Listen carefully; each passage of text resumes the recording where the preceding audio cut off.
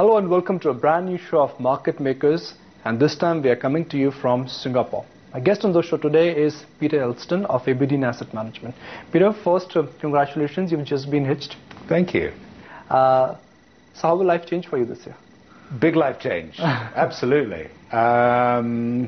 So I suppose that, there's so much going on in markets at the moment, there's so much going on in the world economy, and there's a lot going on in my personal life. So very, very exciting year for me.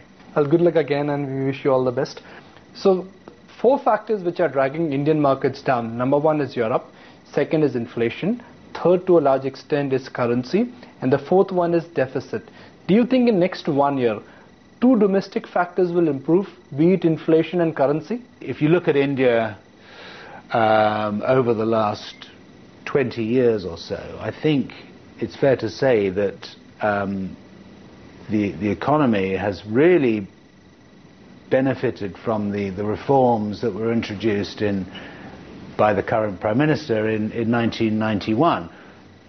However, those reforms were introduced in response to a balance of payments crisis. And the question is, well, 2 questions really.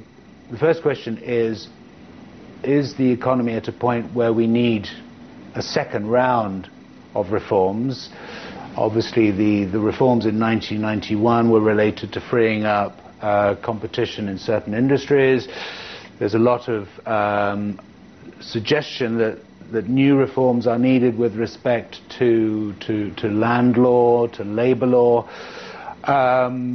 Do we need a second round of reforms now? And the question is, if we do need a second round of reforms, what is it going to take for those reforms to be implemented? Are we going to need another balance of payments crisis in order to get politicians behind the reforms that are needed? So at Aberdeen Asset Management, what's been your India strategy of late? Because what I understand is that you have reduced your India exposure, but marginally.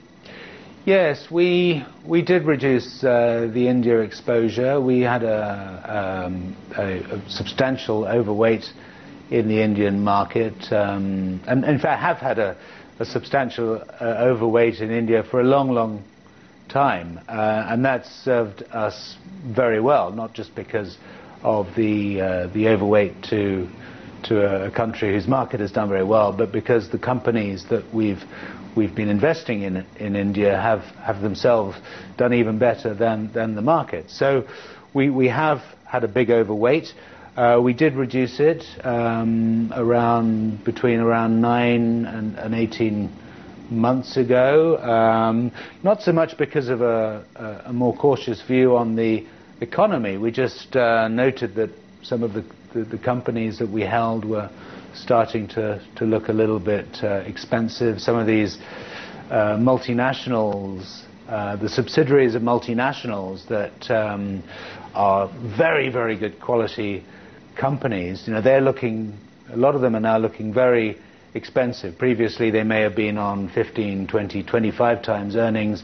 They're now trading on 30, 40, 50 times earnings. So we did reduce. With the benefit of hindsight, of course, it might have been better to reduce even more than we did. But we still have a very strong conviction in India's long-term outlook. We think that India's core competitive advantages with respect to an English-speaking workforce, with respect to competitive labour prices, with respect to technical expertise, all of these things make a very sort of compelling case for India's long-term investment.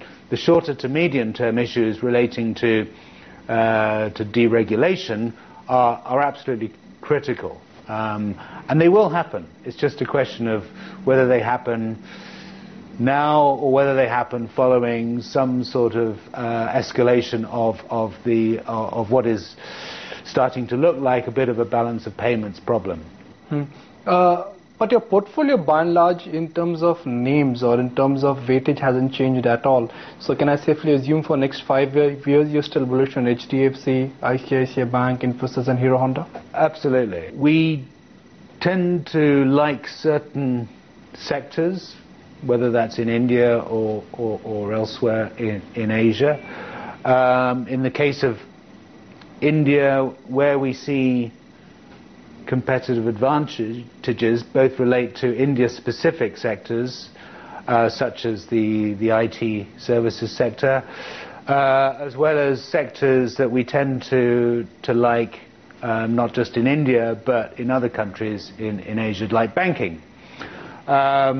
We think that the banks can be a fantastic way to generate great returns, to get exposure to broad economic growth, but they have the additional feature of having good barriers to entry. You can't just go and set up a bank. You need to all sorts of licensing that you need to build up trust that takes many years, probably decades to build. But once you've built a bank, then you have this competitive advantage that should produce very good or excess returns on capital, assuming that you stick to the core business of banking, assuming that you don't go off-piste, if you like, and start doing silly things, the sorts of silly things that a lot of Western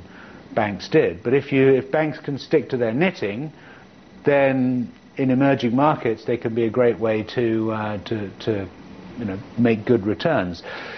I mentioned IT services. Obviously, that sector has been challenged, not because of anything that's been going on in India, but because of what's been happening in the economies of the developed world, which of course determine what the businesses of these companies are doing, but have the competitive advantages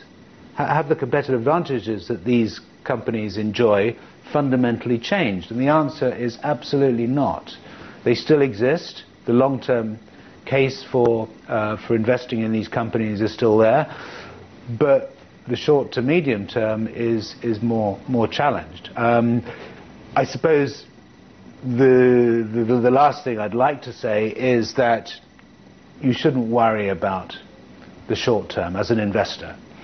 The minute you start to worry about the short term, the minute you start trying to outperform on a short-term basis, is when you start to get into trouble. And at Aberdeen, our core belief is that if you focus on the long term, then the short term will look after itself. You're bound to have the odd period of poor short-term performance, but that very much should always be seen as the cost of good long-term performance. And as long as you tell your clients that they should expect these poor periods of performance over the short term from time to time, then you will build up, you'll give them the expectation, and so they won't be surprised, and that will help to build up a very strong loyalty. But I think if you tell your investors that